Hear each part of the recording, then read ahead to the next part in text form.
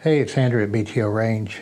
Thanks for coming back. Today, we're going to revisit a gun that we've already done a video on, the Remington 700, and thanks a lot for everybody that's went and looked at that and made comments and sent questions.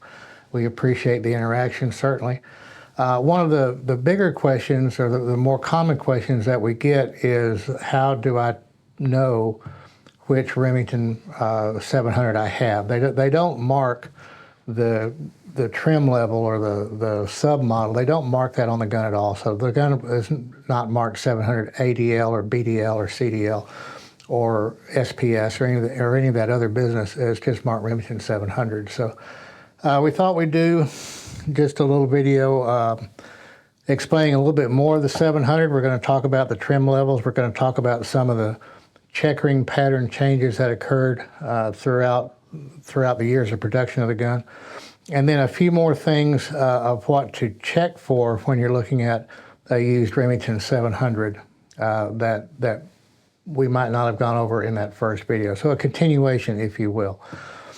So just as a recap, 1963, we see the Remington 700 introduced as a update or continuation from the old 720, 721, 722 line.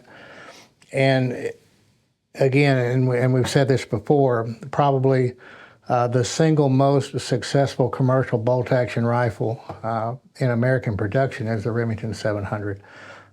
And even today, it has become synonymous with bolt-action commercial rifles. And many other manufacturers have basically copied or incorporated a lot of Remington 700 design features in their rifles, particularly the footprint of the action, the footprint of the scope mount holes, that type of thing. So it is a standard by which others are judged. Kind of an overused term, but it's the truth. So what we have here in front of us, we have a 700 ADL and a 700 BDL. This is the ADL version here, and this is the BDL. So what that terminology stands for when they were first introduced, the 700A grade deluxe, 700B grade deluxe, and the DL obviously for deluxe. So the biggest difference, and the one you can tell really across the room, ADL from a BDL, is the fact that the BDL has this drop floor plate here. So the BDL gun is designed to allow the magazine of the firearm to be unloaded from underneath. You do not have to cycle the rounds through the action on the BDL gun. And the later CDL, the C Deluxe version, that is more current, has this floor plate also. The ADL guns have a blind magazine here, so the gun has to be cycled through. So obviously, there can be a safety concern because you're unloading and reloading the gun, and we won't beat the trigger assembly horse that much anymore.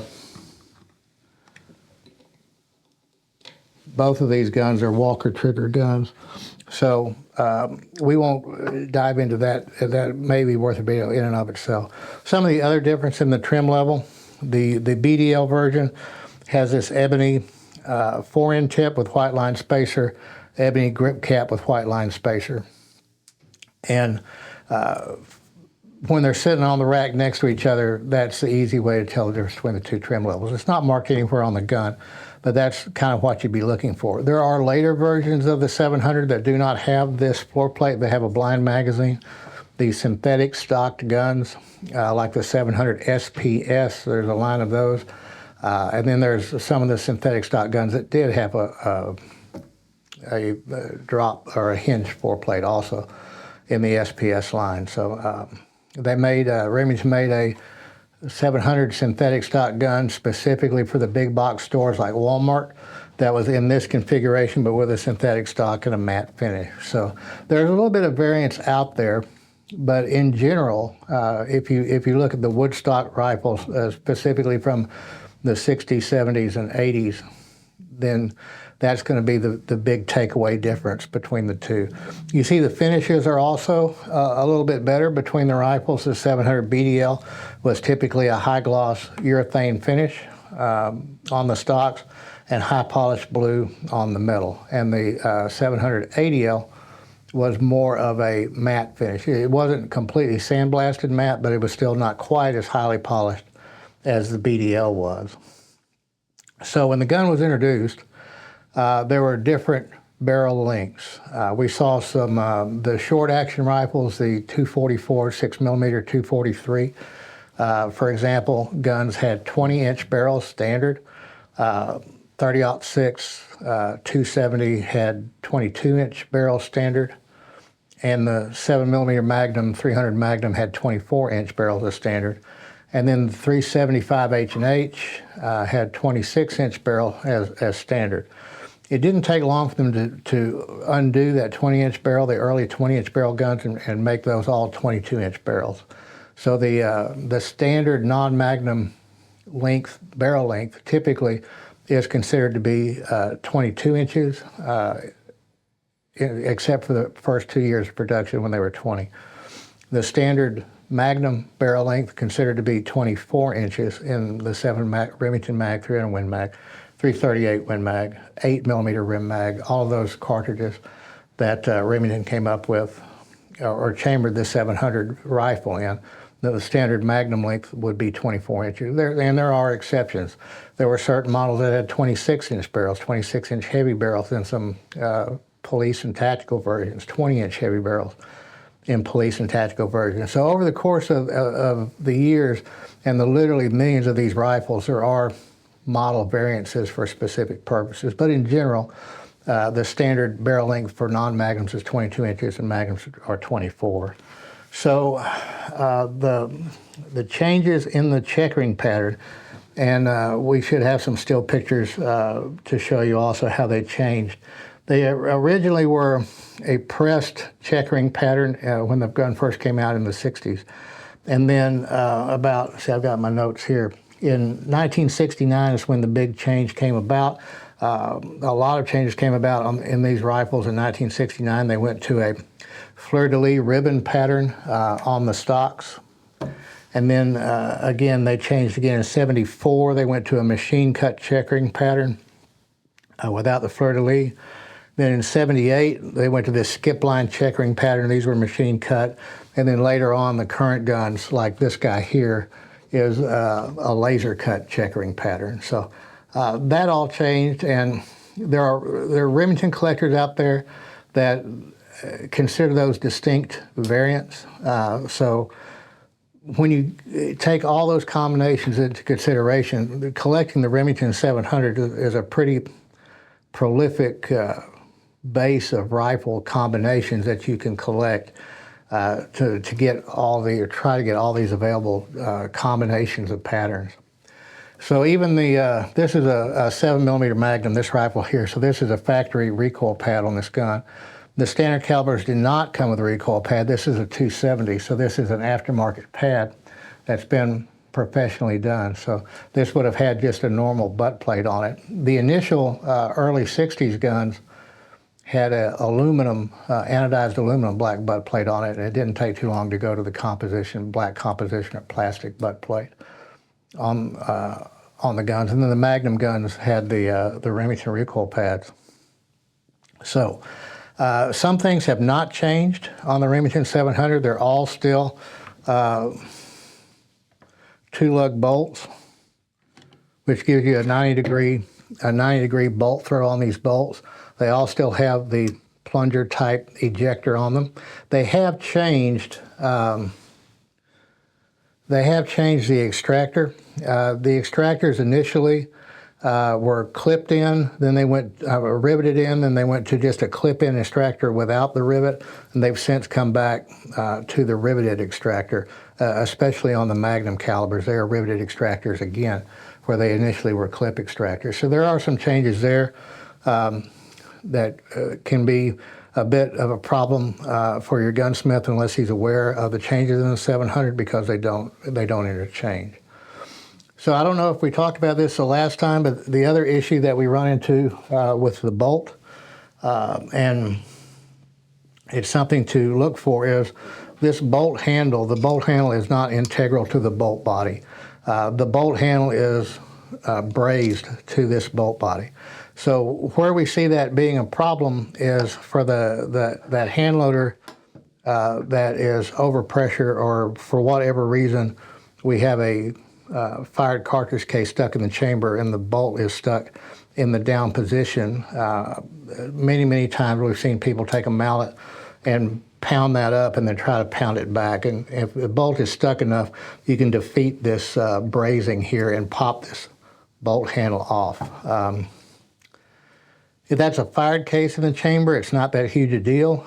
If it's a live round in the chamber, that can be a bit more problematic because the safety on the 700 does not block the striker, does not block the firing pin at all. The safety only blocks the trigger itself. So if that happens, if you pop a bolt handle off of this, it's generally not a DIY thing. You pretty much have to get the gunsmith to fix that for you.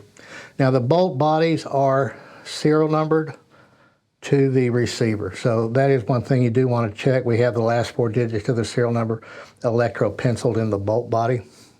And these bolts, initially in the early 60s guns, they were not jeweled. That came about in the late 60s also, this jeweling on the bolt. So they are currently still today on most models. Some of the later models, the synthetic stock versions of the bolt bodies were just black or parkerized, or you know, the various black treatments that they've done to the gun since. So what I'm going to do now is I'm going to pop probably the stock off of this ADL, and we're going to go through some of the things on the inside of the gun that if they'll let you check it, it's a good idea to check, and some of the things that might go wrong. So give me a second, let me get this gun apart real quick and we'll go from there.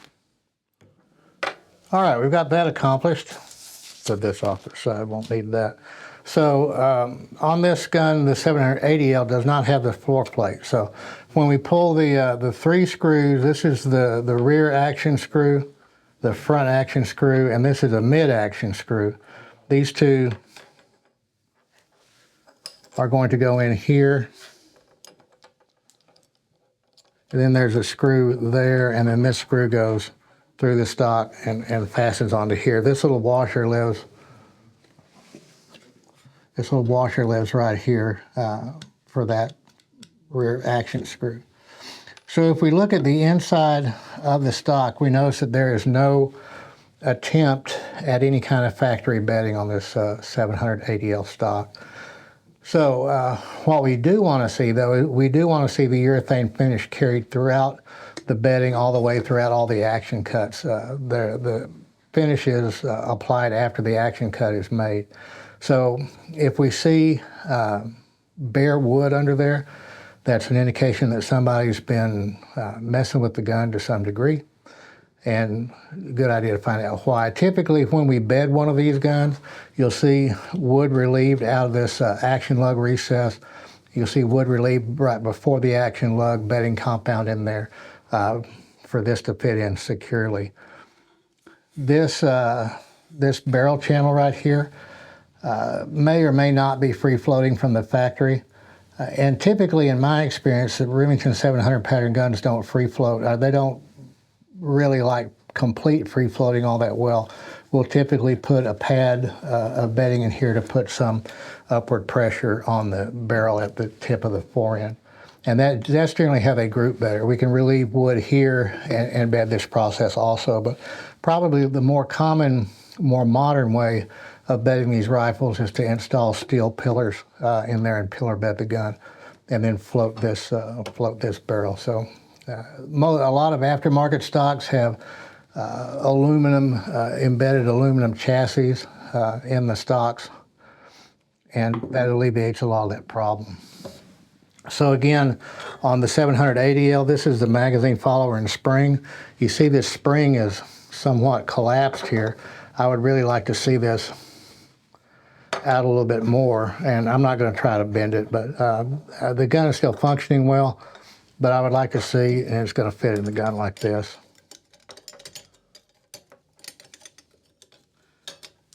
So that when the gun's put back together, this compresses this spring into here and gives spring tension to feed the cartridges up from the magazine.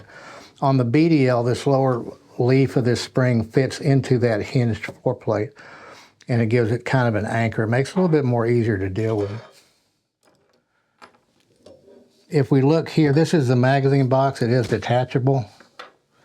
There's a small screw right here that's holding that magazine box in, or it's securing it to the receiver.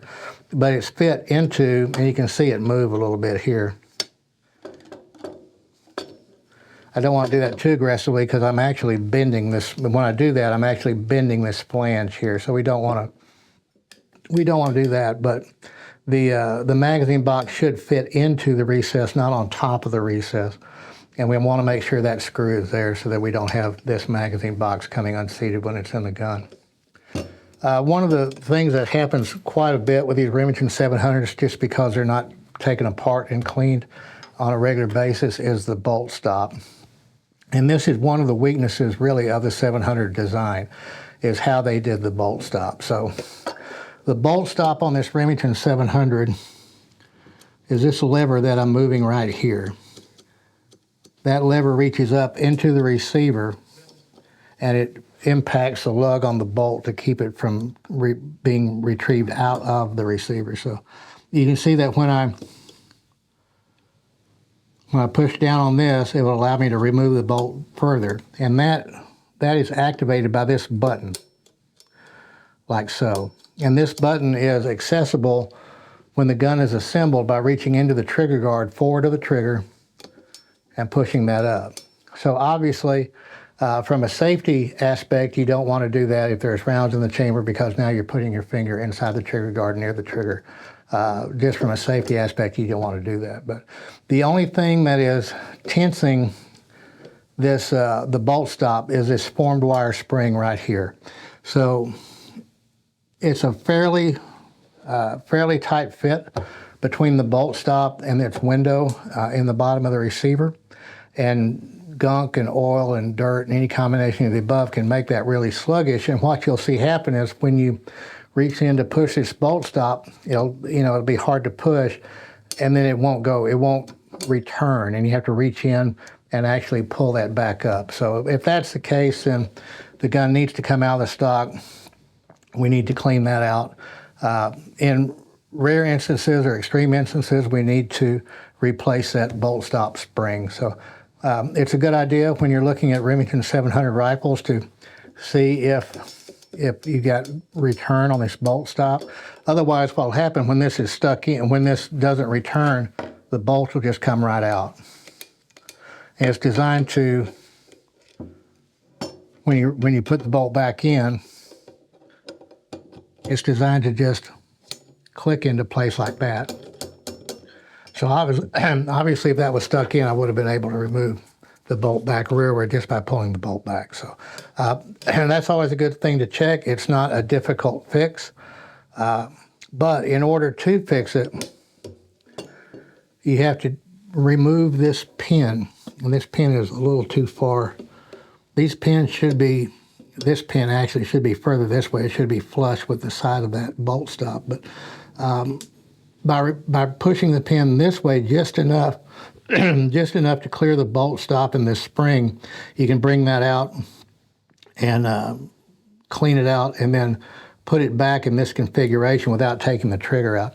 Taking the trigger out of the 700, there's two pins, 1 and 2, but the sear and sear spring on this Walker style trigger are not captured on the trigger housing. So when you pull this pin here, you're going to detach the sear from the trigger housing inside the rifle. So it's going to come out and be loose, and then the spring underneath that will likewise be loose and can be lost. And they're not necessarily difficult to put back together. They're a little bit more fiddly than they should be.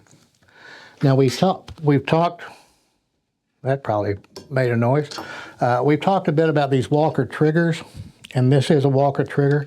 And we've talked a bit about the lacquer that Remington puts on those triggers, and I don't know if you can see it. I'll try to get a still picture up as well, but here's 2 of the adjustment screws that are on the Walker trigger. They're not designed to be adjusted after they leave the factory, so Remington does put a sealant or a lacquer across the top of those triggers. It's a good idea to look and see if that's been messed with, because people will do it. They see the screwdriver, they know, or they figure out what those screws do, and then they try to adjust the trigger pull. And again, I think we talked about it in the other 700 video.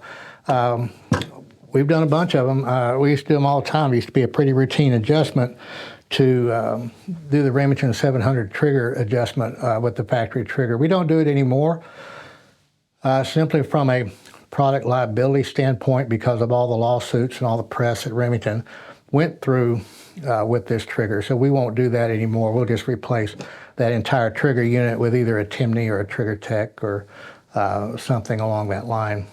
So the other thing that we want to look at on this gun is the trigger.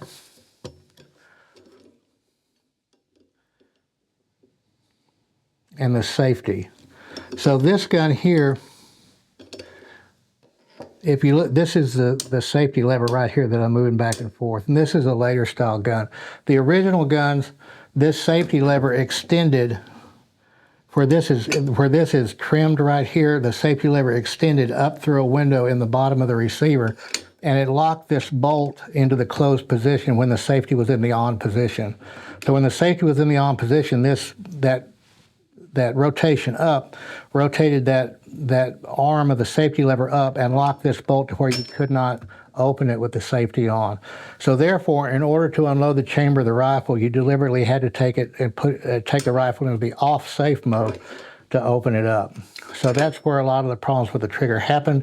If the trigger, because of improper adjustment or excessive fouling or gunk or whatever, cause that sear to be disconnected inside the trigger as soon as you took it off safety to unload it, then that's when the gun would fire without necessarily purposefully manipulating the trigger. So that's part of the reason why that trigger went away. Remington never recalled the trigger. It was never a recall. It was a voluntary upgrade where you could send the rifle in to get the Exmark Pro trigger installed. So, but it's worth checking when you are looking at a 700, especially if it has these grooves in the front of the trigger. That's the old style Walker trigger. So what I would do is I would check the bolt stop, obviously make sure that it's functional, that the bolt is being retained like it should be, and then I would close the bolt vigorously to see if that caused the striker to drop. I would put the gun on safe, see if I could operate the gun. While the gun is on safe with the bolt closed, I would pull that trigger, let it go, pull the trigger, see if, and then take the gun to the off safe position to see if it would drop the hammer. So those are some functional things that you want to check on a 700. Really, any bolt action rifle, that's the basic function check procedure for any bolt action rifle, but especially so with the Remington 700s with this style trigger. So anyway, the difference between the ADL and the BDL, it's just trim level. It's not marked anywhere on the gun that it's an ADL or a BDL or even the current CDL or any of that. The BDL is coming back too, by the way. So the high gloss version. So anyway, we'll do some more stuff on 700s. We have something coming for the 870 soon. We've been asked for that particular model of Remington.